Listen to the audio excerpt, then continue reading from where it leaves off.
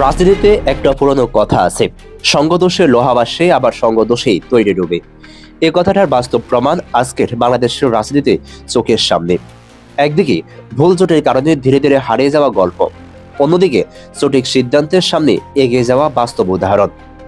এই দুই বিপরীত বাস্তবতার মুখ সবচেয়ে স্পষ্টভাবে দেখা যায় নুরুল হক নূর ও তার দল গণ অধিকার পরিষদের ক্ষেত্রে, আর অন্যদিকে জাতীয় নাগরিক পার্টি এনসিপির সিদ্ধান্তে।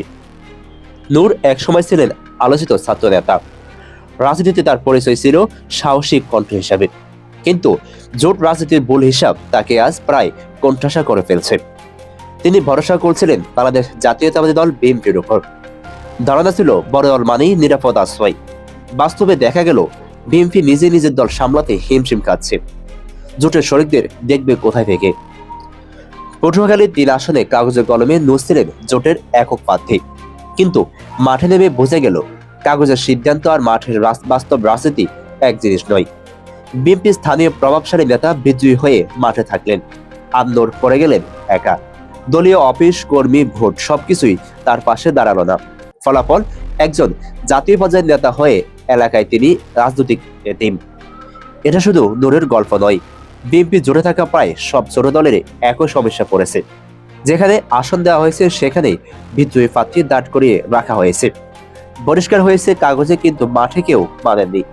ফলে জোট শরিকেরা পেয়েছেন শুধু নামমাত্র মনোনয়ন, বাস্তব সমর্থন নয়। এখন উল্টো চিত্রটা দেখুন। এনসিপি যদি আবেগে বেশে বিএনপি বা তথাকথিত সেকুলার জোটে যেত, তাদের অবস্থাও আজ নূরের মতো হইতো। কিন্তু তারা বাস্তবতা বোঝাছে। তারা জানতো ফেসবুক জনপ্রিয়তা দিয়ে সংসদে যাওয়া যায় না।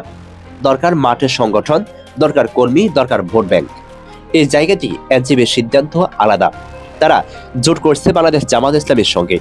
এই জোটে জামাত শুধু আসন ছাড়েনি, তারা ছেড়েছে নিজেদের নিশ্চিত জয়ের আসনও। শুধু তাই নয়, নিজেদের শক্ত প্রার্থী ও সংগঠন পুরোপুরি কাজে লাগিয়েছে জোট প্রার্থীকে জেতানোর জন্য।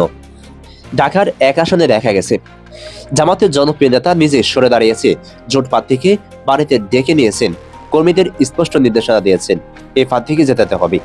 রংপুরে, কুমিল্লায়, পঞ্চগড়ে একই দৃশ্য। যেখানে জামাত চাইলে নিজেরাই জিততে পারত, সেখানে তারা এনসিপির তরুণ নেতাদের সামনে ঠেলে দিয়েছে। এটাই মূল পার্থক্য। বিএনপি জোটের শরিক মানেই নিজের বিদ্রোহীদের সঙ্গে যুদ্ধ করে বাঁচার চেষ্টা, আর জামাতের জোটের শরিক মানেই দলীয় শৃঙ্খলা, ত্যাগ আর বাস্তব সমর্থন। নূর বাস্তবতা বুঝতে পারেনি। তিনি ভেবেছিলেন বড় ভাইয়ের আশ্বাসে যথেষ্ট। রাজনীতিতে আশ্বাসের ভোট পড়ে না, পরে কর্মী আর সংগঠনের। অন্যদিকে এনসিপির নেতৃত্ব ইগো ছেড়েছে, বাস্তবতা ধরেছে। তারা জানতো একা চলে অধিকাংশ আসনে জামানতি বাঁচত না। আজ যারা এনসিপির জোট সিদ্ধান্ত নিয়ে সমালোচনা করেছিলেন, তারা যদি নূরের বর্তমান অবস্থা দেখেন, বুঝবেন রাজনীতিতে ভুল বন্ধু বেছে নিলে কি হয়। আবেগ দিয়ে রাজনীতি হয় না, রাজনীতি চলে হিসাব, শৃঙ্খলার মাঠের শক্তিতে। এই মুহূর্তে এক পাশে দাঁড়িয়ে আছে নূরের ট্রাজেডি, আর অন্য পাশে এনসিপির হিসাবী রাজনীতি। ইতিহাস শেষ কথা বলে, তবে আপাতত বাস্তবতা একদম পরিষ্কার। সঠিক সঙ্গে মানুষকে বাসায়, আর ভুল সঙ্গে ডুবিয়ে দেয়। দর্শক, আপনি কি মনে করেন নুরুল হক নূর কোথায় ভুল করলো আর এনসিপি কোথায় ঠিক করলো?